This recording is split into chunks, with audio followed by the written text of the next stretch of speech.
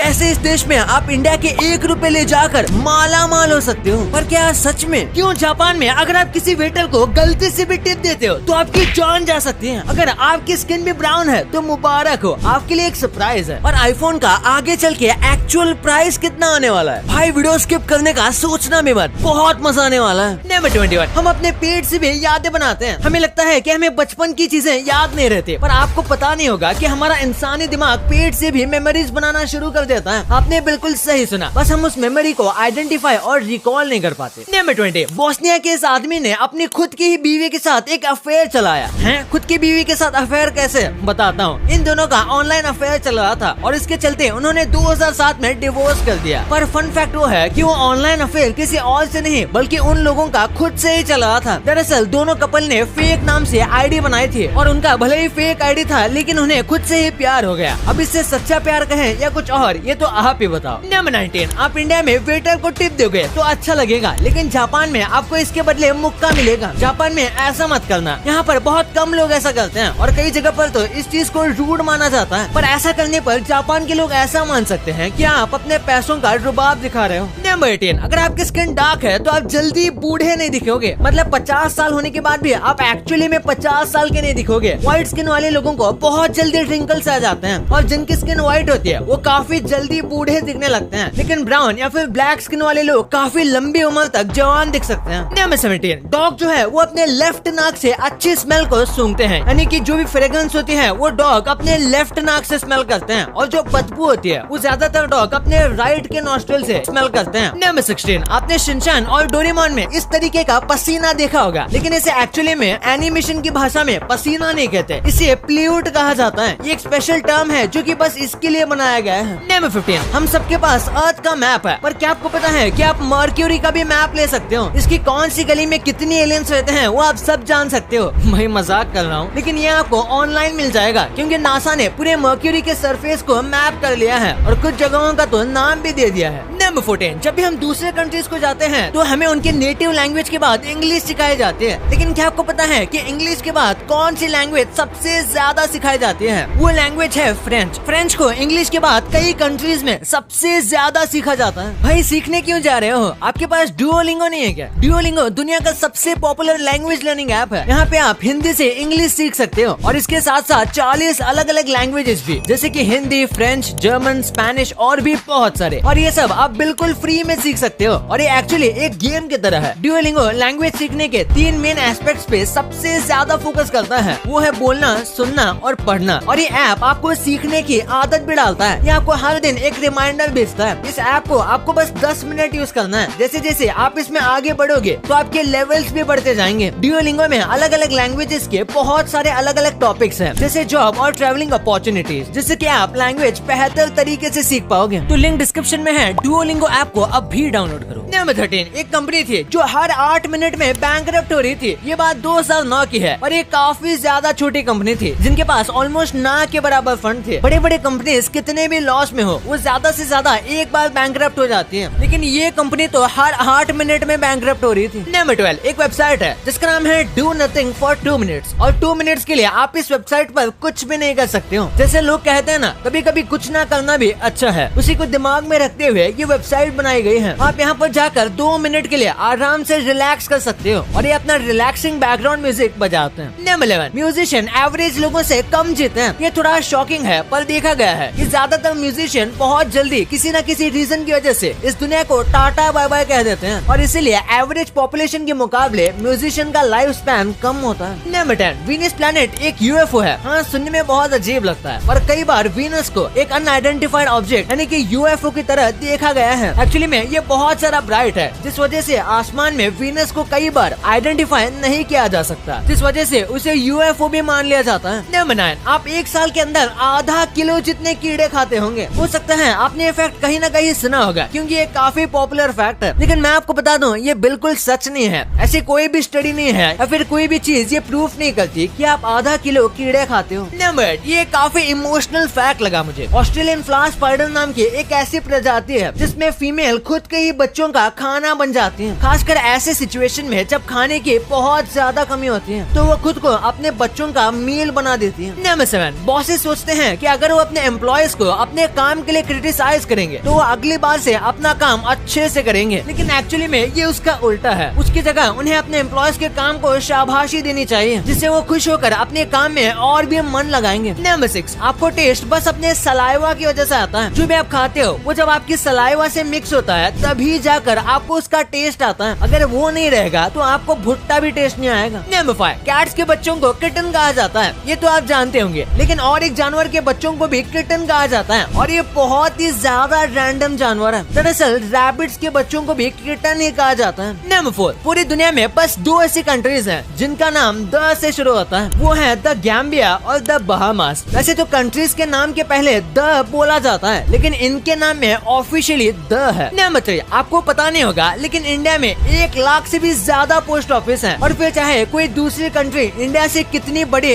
या छोटी हो, किसी के पास इतने ज्यादा पोस्ट ऑफिस नहीं है। नंबर 2, क्या आपको पता है यूएस में आईफोन 14 प्रो मैक्स की कीमत 90,000 है और इंडिया में सेम आईफोन की कीमत 1,40,000। आखिर इतना बड़ा गैप क्यों? इंडिया में एप्पल ने 2022 में लगभग 60 लाख आईफोन बेचे थे। ये नंबर 2021 से 11% ज्यादा है। इतने सारे लोग आईफोन अपना स्टेटस बढ़ाने के लिए खरीद रहे हैं, क्योंकि इंडिया में शायद ही कोई बंदा होगा जिसने आईफोन लिया हो और मिरर सेल्फी ना ली हो। पर क्या इंडिया में कभी आईफोन इतना सस्ता होगा कि इसे मिडिल क्लास आदमी भी खरीद सके? वैसे तो इंडिया में आईफोन्स की मैन्युफैक्चरिंग स्टार्ट हो चुकी है, लेकिन सिर्फ नॉन प्रो वेरिएंट की, इसलिए आईफोन 13 आपको सेल में अमेरिका से भी सस्ता देखने को मिल जाएगा। ऐसा मोस्टली बैंक के ऑफर की वजह से होता है, जो अमेजोन और फ्लिपकार्ट पर चलते रहते हैं। एक रिपोर्ट की माने तो आईफोन 15 और 15 प्लस की मैन्युफैक्चरिंग इंडिया में होगी, जिससे आईफोन पर इम्पोर्ट ड्यूटी नहीं लगेगी और आईफोन के प्राइस कम होंगे। ये सब बातें तब ठीक रहेंगी जब तक सब कुछ सही चलता रहे, क्योंकि एक फोन में सबसे इम्पोर्टेंट होता है उसका प्रोसेसर, जिसे बनाने में चिप शॉर्टेज की बहुत दिक्कत आ रही है। अगर फ्यूचर में कुछ ऐसा होता है जिससे चिप शॉर्टेज और बढ़ जाती है तो आईफोन के प्राइस भी ऑब्वियसली बढ़ेंगे। आप सोच रहे होंगे कि आज से कई साल बाद मान लो 2025 में आईफोन की कीमत कितनी होगी। एप्पल की पिछली फोन की प्राइसिंग को देखकर मैं कह सकता हूँ कि अगर आईफोन 14 2025 में लॉन्च होता तो इसकी प्राइस 1500 से लेकर $2,000 होती, यानी कि 1,20,000 रूपए से 1,60,000 रूपए तक। अगर आप जानना चाहते हो कि 2022 में लॉन्च हुए आईफोन 14 की कीमत 2026 में क्या होगी, तो इन्फ्लेशन को ध्यान में रखते हुए ये आपको लगभग 55,000 का मिलेगा। नंबर 1, इंडियन रुपए दुनिया की 77 स्ट्रॉन्गेस्ट करेंसी है। नंबर 1 पर है कुवैती दिनार, जिसका 1 दिनार इंडिया के 267 रूपए के बराबर है। इंडिया में अगर आप 1 रुपए का कुछ लेने जाओगे तो शायद लॉलीपॉप या टॉफी मिलेगी, जिसे आप चूज कर खुश हो सकते हो। लेकिन इस दुनिया में ऐसे भी देश है जहाँ आपके 1 रुपए की कीमत बहुत ज्यादा है। नंबर 5 पे है इंडोनेशिया। यहाँ पर आपके 1 रुपए की कीमत 179 इंडोनेशियन रुपए है, जहाँ जाकर आप मस्त खूबसूरत नेचर के मजे ले सकते हो। नंबर 4 पे है लाओस। इस जगह को करोड़ों हाथियों का घर भी कहा जाता है, जहाँ खूबसूरत गांव, वाटरफॉल्स और बहुत कुछ देखने के लिए है, और यहाँ आपके 1 रुपए की कीमत 212 लाओशियन किप है। नंबर 3 पे है सीरिया लिनियन। ये अफ्रीका की एक कंट्री है जहाँ डायमंड्स पाए जाते हैं। यहाँ आपके 1 रुपए की कीमत 278 SLL है। नंबर 2 पे है वियतनाम। ये एक बहुत ही खूबसूरत जगह है जहाँ के लैंडस्केप देखकर आपका दिल खुश हो जाएगा। यहाँ आपकी 1 रुपए की कीमत 284 वियतनामीज डोंग है। और आखिर में नंबर 1 पे है ईरान। ये जगह अपने आर्किटेक्चर और खूबसूरत इमारतों के लिए फेमस है। यहाँ आपकी 1 रुपए की कीमत 516 ईरानियन रियाल है। अरे रुको भाई, सबसे मेन तो अब बताऊंगा। नंबर 0 पे है वेनेजुएला। हाँ, नंबर 0, क्योंकि यहाँ की 1 रुपए की कीमत 33,261 वेनेजुएलियन बोलीवार है। भाई वीडियो छोड़कर बैक पैक करने की मत सोचो, क्योंकि इन कंट्रीज में रुपए की वैल्यू तो ज्यादा है, लेकिन यहाँ पर महंगाई भी उतनी ही ज्यादा है, तो आपको यहाँ पर ज्यादा कुछ नहीं मिलेगा। भाई ये तो आपको पता चल गया, पर क्या ये टीवी चैनल्स बंद होने वाले हैं? स्कूल में प्रिंसिपल क्लास में घुसने पर 95% टीचर्स ऐसा क्या करते हैं जिसे जानकर आप शॉक हो जाओगे। भाई ये वीडियो दबाओ, बहुत मजा आने वाला है। और अभी तक इस वीडियो को लाइक नहीं किया तो क्या कर रहे हो भाई? वीडियो को लाइक करके चैनल को सब्सक्राइब भी कर देना। मिलते हैं अगले वीडियो में, तब तक के लिए